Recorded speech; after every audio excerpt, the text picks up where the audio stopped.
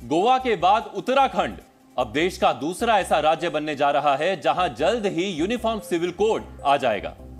आज उत्तराखंड विधानसभा में मुख्यमंत्री पुष्कर सिंह धामी ने यूसीसी बिल पेश किया।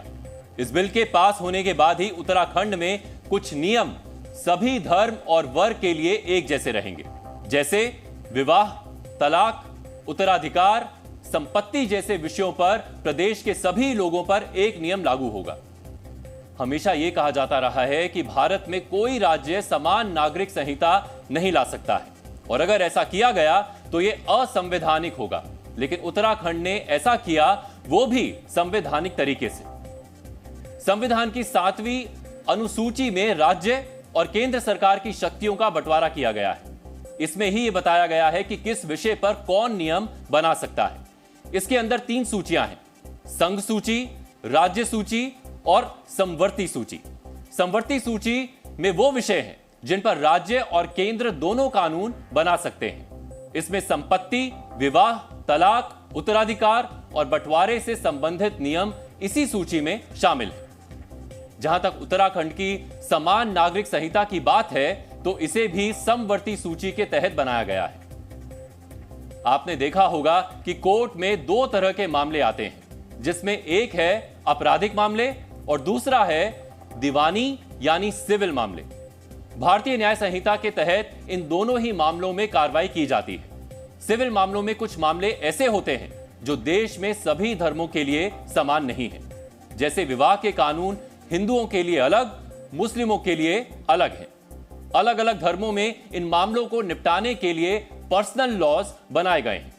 देश की आजादी के बाद उत्तराखंड वो पहला राज्य होगा जहां यूसीसी लागू होगा और ये अलग अलग धर्मों के पर्सनल लॉ में शामिल कुछ नियम पूरी तरह से नकार देगा।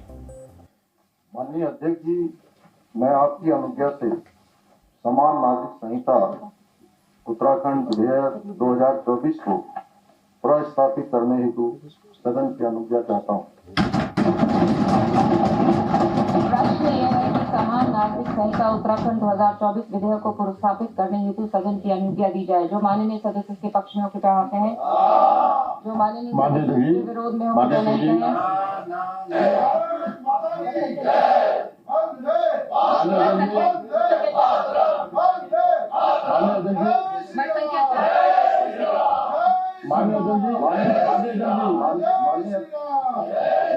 माननीय अध्यक्ष जी, मैं आपकी अनुज्ञा से समान नागरिक संहिता उत्तराखंड विधेयक 2024 को पुनर्स्थापित करता हूँ। प्रतियां वितरित की जाए, प्रतियां दे दी जाए।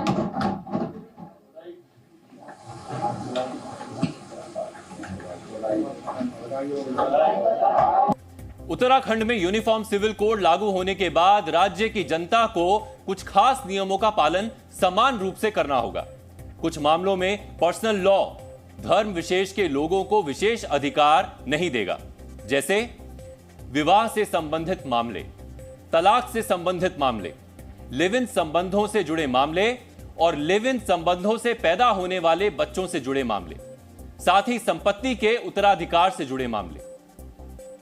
विवाह से जुड़े नियम मैरिज एक्ट या पर्सनल लॉ में आते थे। लिव इन संबंधों या इनसे पैदा होने वाले बच्चों को लेकर कोई विशेष नियम नहीं था। इसी तरह से उत्तराधिकार से जुड़े नियम भी बेटा बेटी में भेद करता था। यूसीसी इन सभी मामलों का तोड़ है। 192 पेज के यूसीसी बिल ड्राफ्ट में बहुत सारी बातें लिखी हुई हैं, लेकिन आज हम आपको इस बिल की मुख्य बातें बताएंगे। उत्तराखंड में यूसीसी लागू होने के बाद मुमकिन है कि यह देश के लिए समान अधिकार के मानक के तौर पर पेश किया जाएगा। उत्तराखंड में विवाह के मामलों को लेकर क्या बदलाव होने वाला है, इसके बारे में बताते हैं। यूसीसी लागू होने के बाद बहु विवाह पर रोक लग जाएगी, यानी पत्नी या पति के मौजूद रहते कोई भी व्यक्ति एक से ज्यादा विवाह नहीं कर पाएगा। सभी तरह की शादियों को रजिस्टर कराना जरूरी होगा। शादी के लिए लड़की की उम्र 18 और लड़के की उम्र 21 वर्ष तय होगी। शादी से जुड़े नियमों को लेकर सबसे ज्यादा विवाद हो रहा है। वजह यह है कि विवाह से जुड़े मामलों के लिए धार्मिक आस्थाओं के हिसाब से अलग अलग व्यवस्था की गई है। हिंदुओं के लिए हिंदू मैरिज एक्ट है, लेकिन बाकी धर्मों के लिए पर्सनल लॉज ही लागू हैं। पर्सनल लॉ में खास तौर से उन धर्मों की मान्यताओं के हिसाब से छूट दी गई है। जैसे बहुविवाह पर रोक लगने से मुस्लिम धर्म के लोगों को चिंता है। दरअसल पर्सनल लॉ उसके मुताबिक मुस्लिम पुरुष एक से ज्यादा शादियां करके पत्नियां रख सकते हैं, लेकिन यूसीसी में पत्नी के रहते दूसरी शादी करने की मनाही है। इसी तरह से मुस्लिम पर्सनल लॉ में नियम है कि लड़की की शादी मासिक धर्म शुरू होने के बाद कभी भी की जा सकती है, लेकिन यूसीसी कानून बनने के बाद ऐसा नहीं होगा। उत्तराखंड में मुस्लिम लड़कियों की शादी की उम्र भी 18 वर्ष तय की गई है। कोर्ट में विवाह के 1 साल होने से पहले तक तलाक की अर्जी भी नहीं डाली जा सकेगी। अगर कोई इन नियमों का उल्लंघन करेगा तो 6 महीने की जेल और 50,000 रुपए जुर्माना लगाया जाएगा। यही कुछ वजह है कि कई मुस्लिम धर्म गुरु और स्कॉलर्स यूसीसी का विरोध कर रहे हैं। ऑलरेडी मुल्क के कॉन्स्टिट्यूशन के आर्टिकल 25 में हर शहरी को अपने मजहब पर अमल करने की पूरी आज़ादी दी है, और फिर रिलीजियस फ्रीडम अपने कॉन्स्टिट्यूशन का फंडामेंटल राइट हर सिटीज़न का है। तो उसको किस तरीके से ख़त्म किया जा सकता है? मुल्क में शरीयत एप्लीकेशन एक्ट 1937 ऑलरेडी एग्जिस्ट करता है, और हमारे हिंदू भाइयों के लिए मैरिज एक्ट मौजूद है, और इसी तरीके से हिंदू सक्सेशन एक्ट मौजूद है, हिंदू मैरिज एक्ट मौजूद है, हिंदू अडॉप्शन एक्ट मौजूद है। इन तमाम कवानीन के होते हुए इस तरीके के यूनिफॉर्म सिविल कोड की ज़रूरत क्या पेश आ गई? नेचर के खिलाफ है, कोई भी जो करेगा वो ज़्यादा दिन चलने वाला नहीं है। अब क्या होता है, लोकल जो असेंबलीज होते हैं उनको अपने वहाँ कुछ ना कुछ चमक दिखाना होता है। जब वो मिनिस्ट्री फेलियर हो जाती है, चलते वो किसी में कामयाब नहीं होते, तो कोई ऐसा चमक छोड़ो। मोदी जी को खुश करना है, कुछ दिन तो चीफ मिनिस्टर रहना है, तो मोदी जी को खुश करना है, रह लेंगे और क्या है। लेकिन ये चलने वाला नहीं है। नेचर के खिलाफ क्या होना चाहिए? नहीं होना चाहिए। इस बिल को वैसे ही कचरे के डिब्बे में डाल देना चाहिए। हर स्टेट के अंदर, हर प्रांत के अंदर अलग-अलग यूसीसी बनेगा तो एक कानून कहाँ से रह जाएगा? आज तो सिर्फ 2-3 कानून हैं, मुसलमानों का अलहदा, क्रिश्चियंस का अलहदा, हिंदुओं का अलहदा। 28 प्रांतों में 28 यूसीसी बनेंगे तो आज 3 है, कल को 28 कानून बन जाएंगे। तो ये सरकार सिर्फ समाज को पोलराइज करना चाहती है, और वो समझती है कि यूनिफॉर्म सिविल कोड की हिंदुस्तान का मुसलमान मुखालफत करेगा, और इसी का वो फ़ायदा उठाकर अपनी राजनीति फ़ायदा उठाएंगे। इसके अलावा यूसीसी का कोई मतलब नहीं है। बाल विवाह जैसी प्रथाओं पर रोक इस्लामिक धर्मगुरुओं की चिंता का विषय है। क्या कई पत्नियां रखने का हक मिलना इस्लामिक धर्मगुरुओं की इच्छा है? सिर्फ यही नहीं, यूसीसी का विरोध इसी तरह की कुछ और विषयों पर समान नियम लागू होने को लेकर हो रहा है। जैसे तलाक के नियम सभी धर्म और जातियों के लिए एक ही रहेंगे। हिंदुओं के लिए तलाक के नियम मैरिज एक्ट में है। मुस्लिम धर्म के लोगों के लिए तलाक के मामले पर्सनल लॉ में शामिल हैं। वर्ष 2019 में केंद्र सरकार ने 3 तलाक को खत्म कर दिया था। इसको लेकर भी काफी हंगामा हुआ था, लेकिन तलाक से जुड़े अन्य मामले जैसे हलाला और इद्दत जैसे मामलों पर भी यूसीसी ने सख्त नियम बनाए हैं। उत्तराखंड सरकार के यूसीसी में 3 तलाक, इद्दत और हलाला जैसे प्रथाओं को प्रतिबंधित कर दिया गया है। तलाक से जुड़े नियमों के उल्लंघन पर 3 साल की सजा का प्रावधान भी है। उत्तराखंड के यूसीसी में तलाक के बाद पत्नी को भरण पोषण भत्ता देने का नियम भी लागू होगा। मुस्लिम पर्सनल लॉ में भरण पोषण को लेकर कोई नियम नहीं था। तलाक से जुड़े नियम भी मुस्लिम पर्सनल लॉ में महिला विरोधी थे। यही वजह है कि यूसीसी में इसका ख्याल रखा गया है। मुस्लिम धर्मगुरु इसका भी विरोध कर रहे हैं, लेकिन इतना तय है कि मुस्लिम महिलाओं को इससे राहत मिलेगी।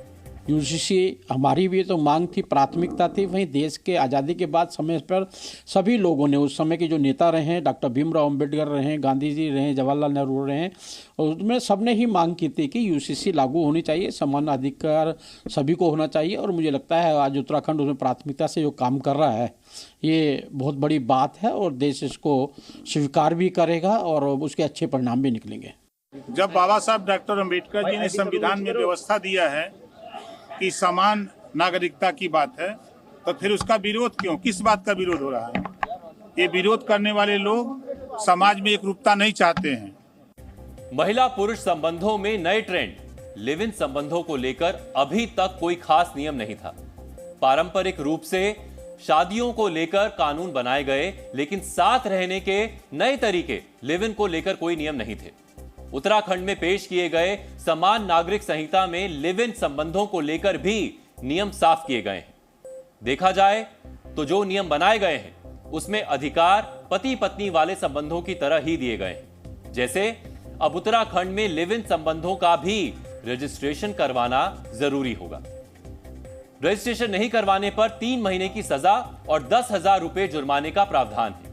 लिव इन संबंधों से पैदा हुए बच्चों को भी वैवाहिक संबंध से पैदा हुए बच्चों की तरह अधिकार दिए जाएंगे। यही नहीं, लिव इन में रहने वाली महिला को अगर उसका पुरुष साथी छोड़ देता है तो वो उससे गुजारा भत्ता पाने का दावा कर सकती है। इस नियम को लेकर कुछ विवाद भी हैं। जैसे लिव इन संबंधों में महिला साथी को पत्नी की तरह भरण पोषण पाने का अधिकार दिया गया है, जबकि लिव इन संबंधों में आमतौर पर दोनों ही व्यक्ति एक दूसरे से किसी भी वक्त अलग होने के लिए स्वतंत्र होते हैं। यूसीसी में बनाया गया यह नियम एक तरह से अपारंपरिक शादी की तरह ही है।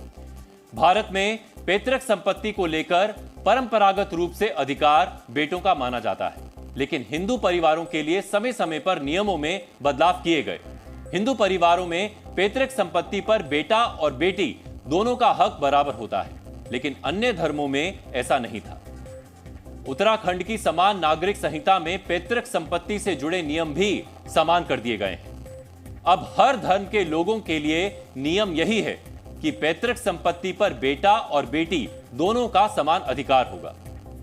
यूनिफॉर्म सिविल कोड का विरोध यह कहकर किया जा रहा है कि यह मुस्लिम विरोधी है, लेकिन सच्चाई यह है कि यूसीसी के ड्राफ्ट में जो प्रावधान किए गए हैं उससे समाज के हर वर्ग और धर्म के लोगों को समान अधिकार मिलेंगे, फिर चाहे वो कोई हिंदू हो, मुस्लिम हो, सिख हो या ईसाई। मुस्लिम धर्मगुरु इसलिए परेशान हैं क्योंकि जिन नियमों को यूसीसी में सबके लिए अनिवार्य किया गया है वो नियम हिंदुओं में पहले से ही बदले जा चुके हैं, जबकि पर्सनल लॉ की मजबूरी की वजह से वो नियम मुस्लिम धर्म के लोगों पर लागू नहीं होते थे। यूसीसी के आने के बाद पर्सनल लॉ के ये नियम लागू नहीं हो पाएंगे। यही इन लोगों की परेशानी की वजह है।